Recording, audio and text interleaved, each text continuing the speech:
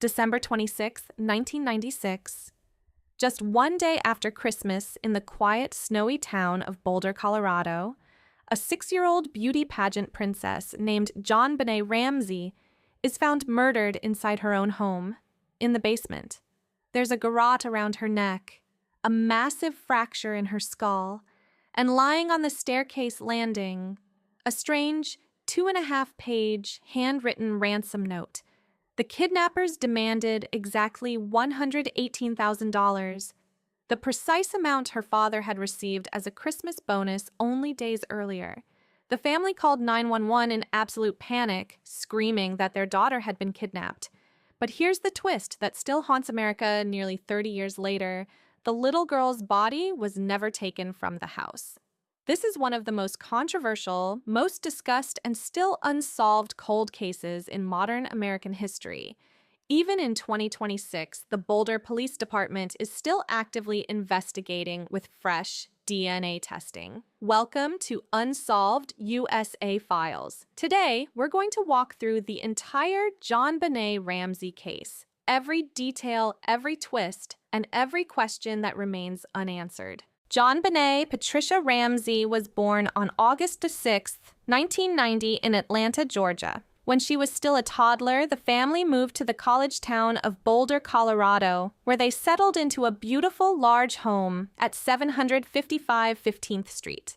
Her father, John Ramsey, was a wealthy and highly respected businessman, the CEO of Access Graphics, a successful computer software company.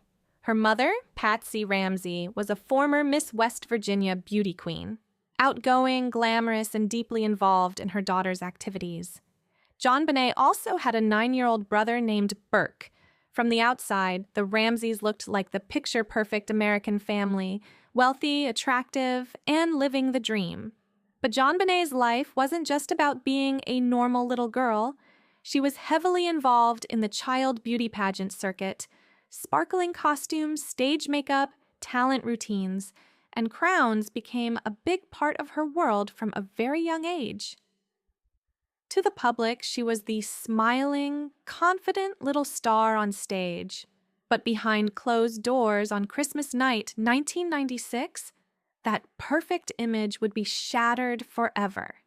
The Ramsey family had spent Christmas evening at a friend's house and returned home around 9:30 p.m.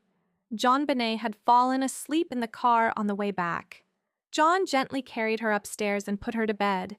Everything seemed normal until the early hours of December 26th. Around 5:30 in the morning, Patsy Ramsey came downstairs to make coffee. That's when she found a ransom note sitting on the bottom of the staircase. At 5:52 a.m., she called 911 in complete hysteria, crying out the now famous words, "We have a kidnapping." Police arrived quickly. The house was eerily quiet. The family kept insisting that JonBenét had been kidnapped, yet the ransom note said the kidnappers would call between 8 and 10 a.m. That phone call never came. Hours passed. The tension inside the house grew unbearable. Later that afternoon, around 1 p.m., detectives asked John Ramsey and his friend Fleet White to do another thorough search of the house, just in case they had missed something.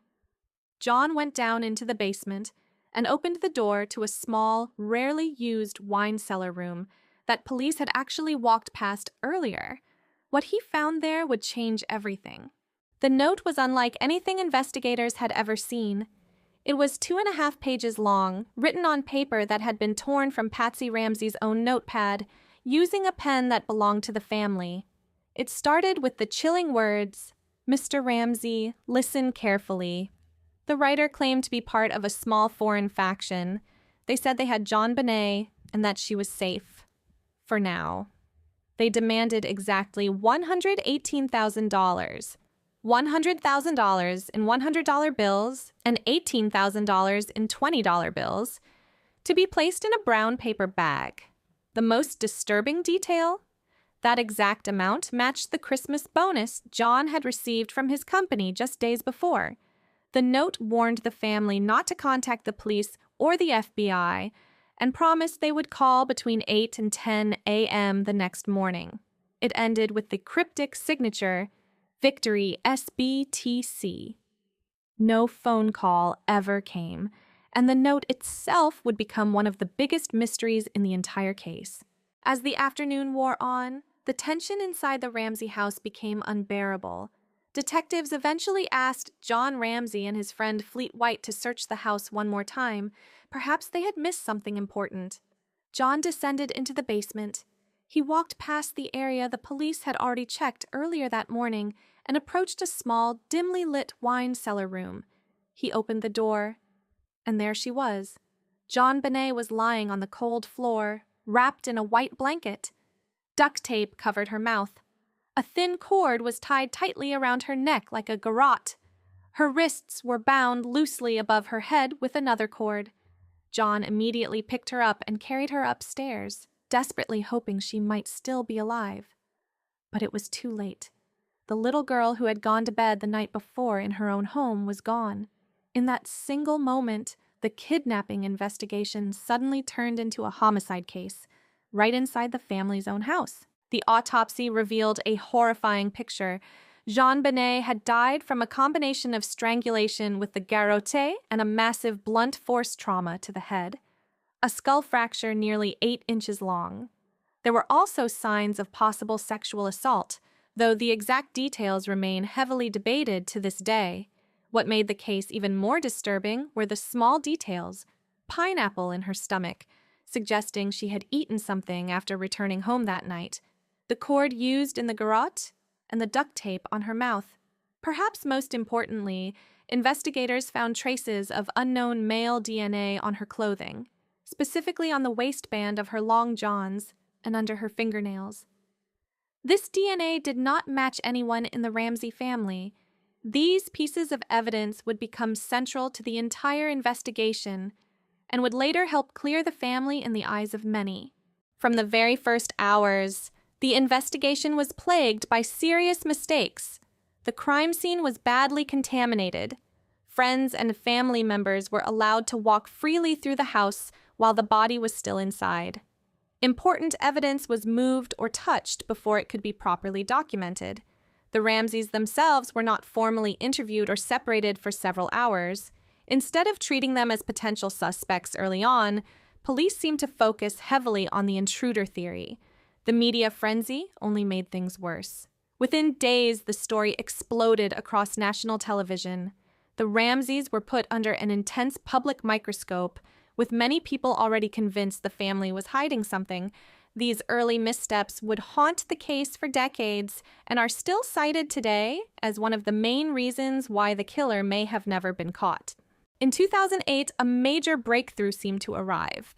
Advanced DNA testing confirmed the presence of an unknown male's genetic material on JonBenét's clothing. This DNA belonged to none of the Ramsey family members. Boulder District Attorney Mary Lacey publicly exonerated John Patsy and Burke Ramsey, stating that the family was no longer considered suspects. For many people, this was the moment the intruder theory gained real credibility. However, not everyone agreed.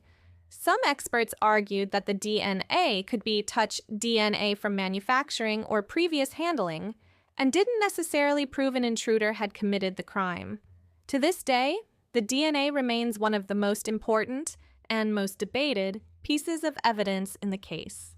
Nearly 30 years later, 3 major theories still dominate discussions. First, the intruder theory. Someone broke into the house that night, wrote the ransom note, killed JonBenét, and escaped without being seen. The unknown male DNA is often cited as the strongest support for this theory. Second, the family involvement theory. Some believe the death was the result of a tragic accident inside the home that night, possibly involving one of the family members, followed by a panicked cover-up. Patsy has long been the main focus of suspicion due to handwriting analysis and her pageant background. Third, the Burke theory. A smaller but persistent group suggests that JonBenét's older brother Burke may have been involved in some kind of accidental incident that escalated, with the parents then staging the scene to protect him. Each theory has its supporters, its evidence, and its serious weaknesses. No single explanation has ever been proven beyond doubt. The JonBenét Ramsey case became one of the biggest media circuses in American history. Tabloids, news channels, and talk shows turned the tragedy into a national spectacle.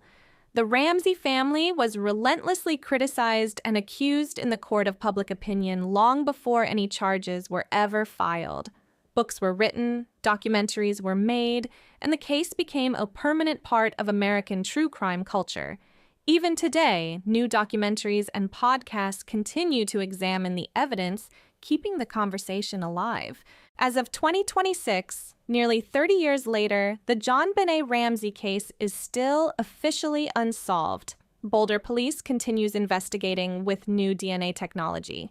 John Ramsey, now in his 80s, hopes it will be solved in his lifetime. We still have more questions than answers. Who wrote the ransom note? Whose DNA was found on her? And how did she die inside her own home? This file remains wide open. What do you believe happened that Christmas night? Intruder? Or something inside the house? Drop your thoughts in the comments. If you want more unsolved American cold cases, subscribe and turn on notifications. The truth is still out there. Thanks for watching.